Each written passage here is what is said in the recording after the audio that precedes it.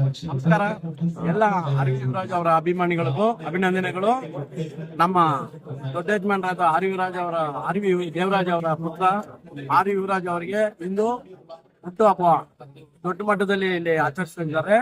ನಾವುಗಳು ಬಂದು ಅವ್ರ ಹುಟ್ಟಿದಿಂದ ದೊಡ್ಡ ಮಟ್ಟದಲ್ಲಿ ನಾವು ಆಚರಿಸ್ತಾ ಇದ್ವಿ. ಇವತ್ತು ಅದೇ ಮಾಡ್ತಾ ಇದೀವಿ.